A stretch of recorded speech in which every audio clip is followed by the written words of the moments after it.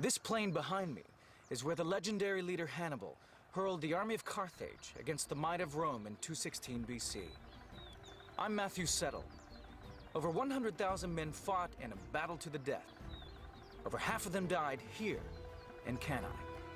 Today, this land is part of Puglia in southern Italy. It's hard to imagine what it must have been like then. But now, with new video game technology, you are about to see this great battle as never before. The vast numbers of soldiers, the troop formations, how they fought, and how the battle was won. Get the view the generals wished they had, now on Decisive Battles.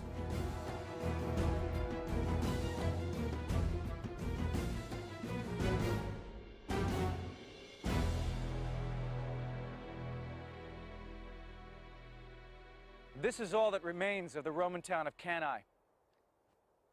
But 2,000 years ago, these fields saw Rome's mighty legions battle against one of the greatest military minds in history, Hannibal, commander of the armies of the great trading city of Carthage. By 250 BC, Rome had made itself master of all Italy. Now it wanted to expand and to control the Mediterranean Sea. But it had the wealthy city of Carthage on the north coast of Africa to contend with. The problem wasn't that the Mediterranean was too small for two rival powers, but the problem was that Carthage had designs on Sicily and Spain, and Rome had designs on North Africa.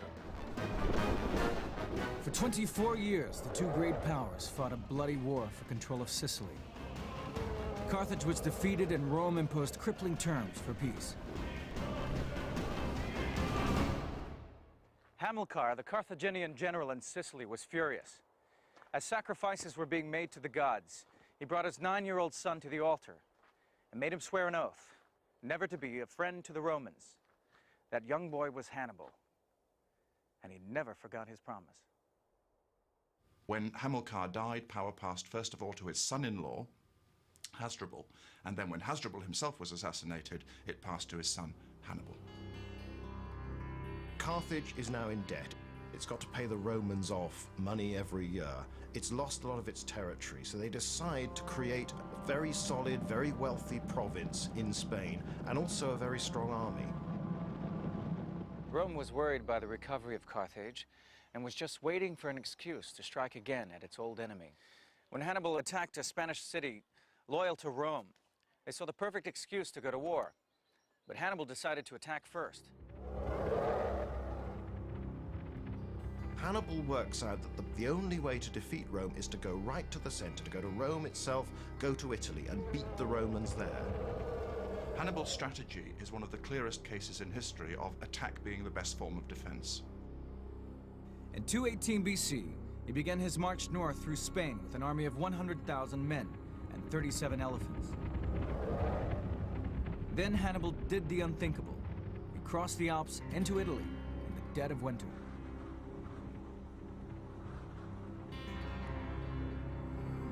Hannibal is an immensely charismatic leader. Hannibal could get armies to do things that most men simply couldn't have dreamed of. Somehow an army with Hannibal in command could go that little bit further. He was still a young man, only in his 20s, but his hatred of Rome drove him and his army onwards. The Romans got their first taste of Hannibal at the Battle of Trebia. And now, with new video game technology, we will be able to see Hannibal in action as never before. The importance of elephants shouldn't be underestimated. They were never used as pack animals, they were only used as weapons. And they were very important for his image. We know of coins that we still have, in fact, coins with the image of Hannibal on the one side and an elephant on the other. The Roman legions were crushed by Hannibal and his war elephants. The next year, it was the same story. Rome sent a second army and suffered a second defeat at Lake Trasimene. Nothing, it seemed, could stop Hannibal.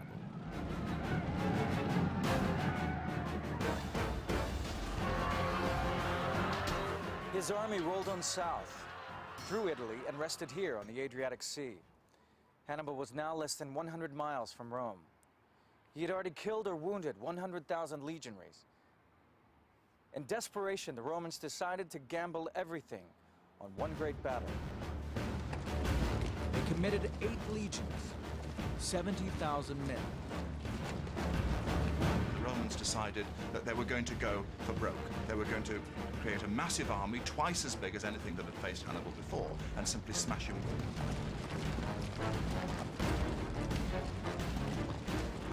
On August 2nd, 216 BC, the huge Roman army met Hannibal, here, near the town of Cannae. It would be Hannibal's genius against overwhelming odds. It would be the bloodiest battle the ancient world had ever seen.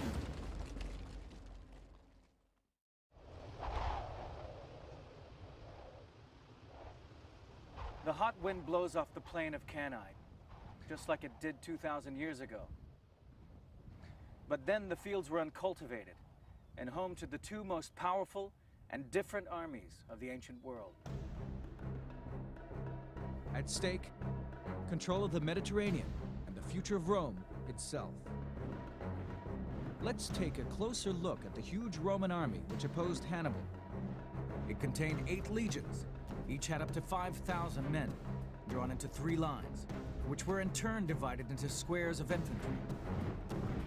This checkerboard formation was designed for maximum flexibility, but it was tricky to operate in the heat of the battle. It needed a very experienced commander to make it work. As a Roman soldier, just where you stood in these 3 lines was based on your age and your experience. If you were around 17 to 25, you would take up position right here in the front rank. Here you would be in the thick of the action. As a raw recruit, you would become battle-hardened or die. If you survived to your mid-20s, then you would graduate to the 2nd rank of experienced men at the peak of fighting fitness. And if you lived to be a grisly old veteran, you would find a home here in the 3rd rank. Maybe it wouldn't be so quick anymore, but all that knowledge and experience would help get the army out of a tight spot. Let's take a look at what Hannibal and his army would have seen. The skirmishers out in front act like a kind of curtain, making it difficult to work out just how the Roman troops are organized, how many there are. And we can see that Hannibal's army is nothing like the Roman military machine on the other side of the battlefield. This is an army drawn from many countries. From Africa come the Libyan spearmen and Numidian cavalry on small, swift horses. There are Gauls from France and Spaniards fighting both on foot and on horseback. Here, Hannibal has the advantage of 10,000 horsemen against the Roman 6,000. And the flat plain of Cannae is perfect for cavalry warfare. But he has only 40,000 infantry against Rome's force of 70,000. The Roman army was so vast it had 2 commanders, Paulus and Varro. They took turns leading the army on alternate days. Now this is tricky enough if both commanders have the same strategy. But they didn't. They had competing strategies. Paulus favored a cautious approach and did not want to rush into battle. Varro was spoiling for a fight and wanted to force the battle onto the open plain where the huge Roman army had room to maneuver.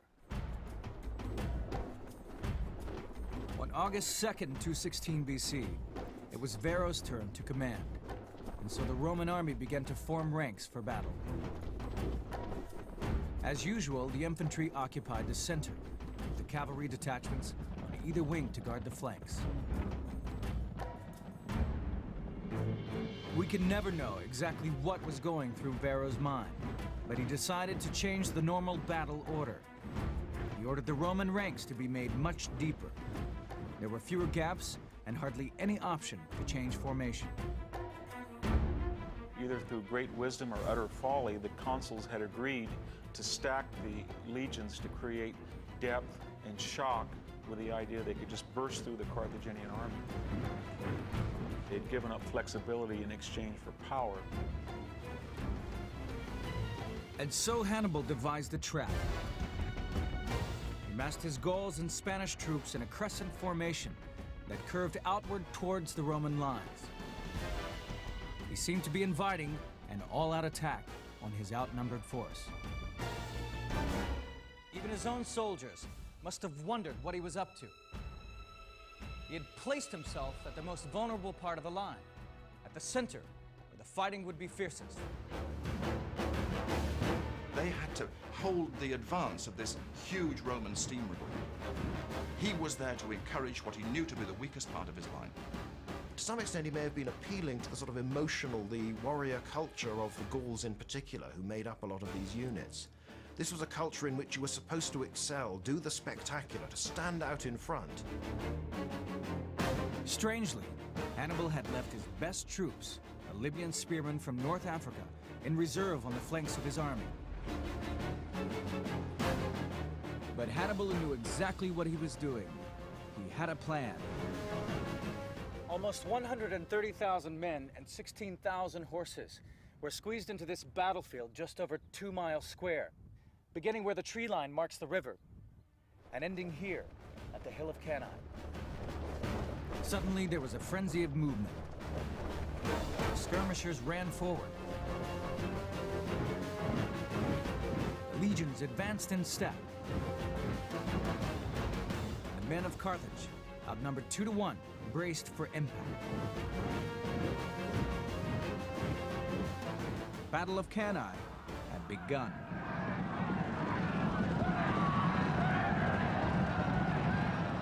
Hannibal sent his heavy cavalry straight for the Roman horsemen under Paulus.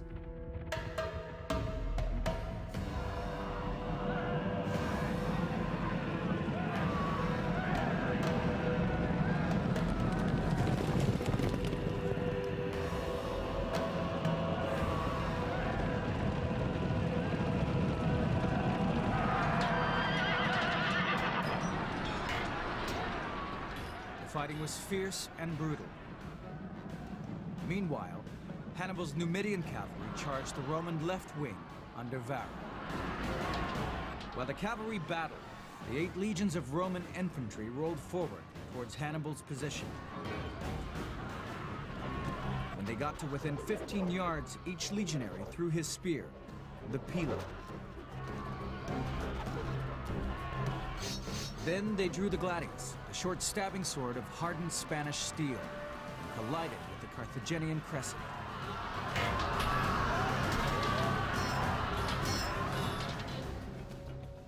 This is a replica gladius and shield. The shield was used for battering an opponent, quickly followed by a thrust. The shield alone weighs 22 pounds. So, in this heat with that sun and a full suit of armor, it's hard to imagine fighting for 4 minutes, let alone 4 hours.